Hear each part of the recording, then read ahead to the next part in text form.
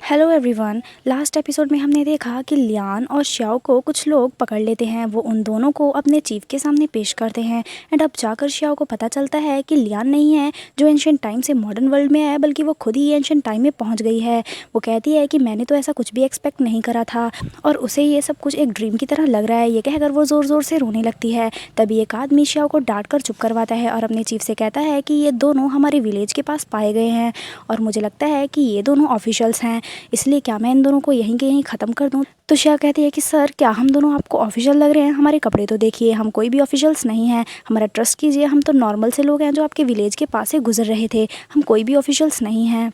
But उनके chief को तो लियान के फेशियल एक्सप्रेशन से प्रॉब्लम हो रही थी, क्योंकि लियान के चेहरे पे ना तो डर था और ना ही स्माइल। तो वो अपने आदमी से कहता है कि इस लड़के को बाहर लेकर जाओ और अच्छे से डरा धमका कर मेरे पास लेकर आओ। बट श्या लियान को बचाने के लिए कहती है कि इसमें इसकी कोई भी गलती नहीं है, ये तो पैदा ही ऐसा हुआ है, इसका हमेशा ऐसा ही फेस बना रहता है। और वो लियान को थोड़ा स्माइल करने के लिए कहती है, बट लियान तो अपने फेशियल एक्सप्रेशन बिल्कुल भी चेंज नहीं करता, जिससे चीफ और भी ज़्यादा परेशान हो जाता है। बट तभी लियान अपना कार्ड चलता है और वो चीफ से कहता है कि एक्चुअल में मैं ना आपसे काफ़ी ज़्यादा इंस्पायर हो गया हूँ। जैसे कि आजकल राज्य का कोर्ट सभी विलेजेस से टैक्स इकट्ठा करते हैं और जो लोग टैक्स नहीं दे पाते वो उन्हें कोर्ट में सरेंडर करने के लिए कहते हैं। बट आपने ऐसा कुछ नहीं करा और आप अपने भाइयों के साथ यहाँ आकर रहने लगे। मैं आपकी इस ब्रेवरी से काफ़ी ज़्यादा इंस्पायर होकर आपका ग्रुप ज्वाइन करना चाहता हूँ, बट मैंने ये बिल्कुल एक्सपेक्ट नहीं करा था कि आप मुझे इस तरीके से ट्रीट करेंगे। तो श्याओ लियान से धीरे से कहती है, और मैंने ये एक्सपेक्ट नहीं करा था कि तुम एक ही सांस में इतना कुछ बोल जाओगे। इट मीन्स तुम्हें भी मरने से डर लगता है ना। चीफ तो अपनी इतनी सारी तारीफ सुनकर काफ़ी ज़्यादा खुश हो जाता है। बट एक आदमी लियान से आकर कहता है कि हम कैसे मान लें कि तुम सच में हमारा ग्रुप ज्वाइन करना चाहते हो? हम कैसे तुम पर ट्रस्ट कर लें कि तुम कोर्ट के कोई स्पाई नहीं हो? तो लियान कहता है, इट मीन्स आपने अभी तक वांटेड पोस्टर नहीं देखे, एक बार आप उन पोस्टर को अच्छे से देखिए। तो चीफ सिटी में बढ़ रहे वांटेड पोस्टर्स को देखता है और कहता है कि क्या तुम मेरे साथ मजाक कर रहे हो? ये वांटेड पर्सन तुम नहीं हो सकते। तभी एक आदमी चीफ से कहता है कि बट ये बिल्कुल पोस्टर वाले आदमी की तरह लग तो रहा है। तो चीफ उस पोस्टर को लियान के फेस के काफ़ी पास ले जाकर देखता है और कहता है कि ये तो बिल्कुल तुम ही लग रहे हो। और क्या तुम ही लियान हानफू हो जिस पर 5,000 रुपये का रिवॉर्ड रखा गया है और तुम्हें सिपाही ढूंढ रहे हैं? तो लियान कहता है कि हाँ बिल्कुल। तो चीफ और उसके आदमी कहते हैं कि तुम पर तो 5,000 का रिवॉर्ड रखा गया है, इट मीन्स तुम हमारे हीरो हुए, क्योंकि हमारे यहाँ ये माना जाता है कि जिस पर जितना ज़्यादा इनाम होता है वही हमारा रियल हीरो होता है। और हमारे करंट चीफ पर तो सिर्फ 50 का रिवॉर्ड है और वो लोग यहाँ लियान को अपना हीरो मानने लगते हैं। श्याओ ये सब कुछ देखकर कहती है हीरो और ये, बट इसमें तो एक भी क्वालिटी नहीं है। तो वो लोग श्याओ को डांटते हैं और कहते हैं कि तुम यहाँ से जाओ। बट लियान कहता है कि नहीं, इसे यहीं रहने दो। तो चीफ कहता है कि क्या ये तुम्हारी? तो श्याओ और लियान एक साथ ही बोलते हैं, बट अलग अलग वर्ड। श्याओ कहती है वाइफ, बट लियान कहता है मेड, और दोनों एक दूसरे की तरफ देखने लगते हैं। और अगले सीन में दिखाया जाता है श्याओ लियान को पंखे से हवा कर रही होती है और वो चुपके से उसे एक खंजर देती है और कहती है कि जो सिचुएशन तुमने क्रिएट करी है ना, वो काफ़ी डेंजरस हो सकती है, इसलिए तुम इसे अपने पास रखो। तो लियान श्याओ से पूछता है कि तुमने इसे अपने पास क्यों रख रखा है? तो श्याओ हंसते हुए कहती है, ऑफ कोर्स तुम्हें प्रोटेक्ट करने के लिए। भी चीफ का आदमी श्याओ को डांटते हुए कहता है कि हमारे हीरो को अच्छे से हवा करो। तो श्याओ कहती है कि वो तेज़ हवा इसलिए नहीं कर रही क्योंकि उसे डर है कि कहीं हमारे हीरो को कोल्ड ना हो जाए। फिर वो उन लोगों से कहती है कि अपने हीरो के लिए कुछ खाने पीने के लिए तो लेकर आओ।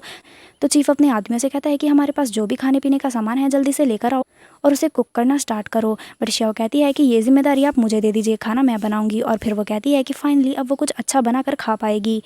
फिर अगले सीन में श्याओ और चीफ को उसके आदमियों के साथ किचन में दिखाया जाता है, जहां श्याओ खाने पीने का इतना कम सामान देखकर उनसे कहती है कि बस इतना सा। तो चीफ कहता है कि हाँ, उनके पास तो बस इतना ही सामान है, अगर वो चाहती है तो वो बाहर से कुछ खाने के लिए इकट्ठा करके लेकर आते हैं। बट श्याओ कहती है कि उसके पास इतना टाइम नहीं है, वो जल्दी से कुछ बनाना चाहती है। फिर वो उतने ही सामान के साथ खाना बनाना स्टार्ट करती है।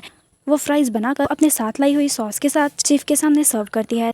चीफ फ्राइज को देखकर कहता है कि क्या ये पोटैटोज हैं? तो श्याओ कहती है कि नहीं, ये पोटैटोज नहीं, फ्राइज हैं। चीफ जब उन फ्राइज को सॉस के साथ खाता है तो उसकी आत्मा को तो मानो जैसे दौरे ही पड़ जाते हैं। वो उन्हें खाकर काफी ज्यादा खुश हो जाता है और फिर जब वो श्याओ की दूसरी डिश टेस्ट करता है तो अपने ख्यालों की ही दुनिया में पहुंच जाता है और कहता है कि इस डिश का टेस्ट तो बिल्कुल ऐसा लग रहा है जैसे पहली बार किसी को प्यार हुआ हो। और ये कहकर वो अपने एक आदमी से चिपक जाता है और जैसे ही अपने सेंसेस में वापस आता है तो अपने आदमी से कहता है कि दोबारा ये हरकत नहीं होनी चाहिए। बट वो आदमी कहता है पर मैंने तो ऐसा कुछ किया भी नहीं। फिर वो लोग खाने के लिए बैठते हैं और लियान से कहता है कि आप तो ग्रेट हो ही, बट आपकी मेड ये भी काफ़ी टैलेंटेड है, काफ़ी अच्छा खाना बना लेती है। श्याओ को अपने लिए मेड वर्ड सुनकर काफ़ी गुस्सा आता है।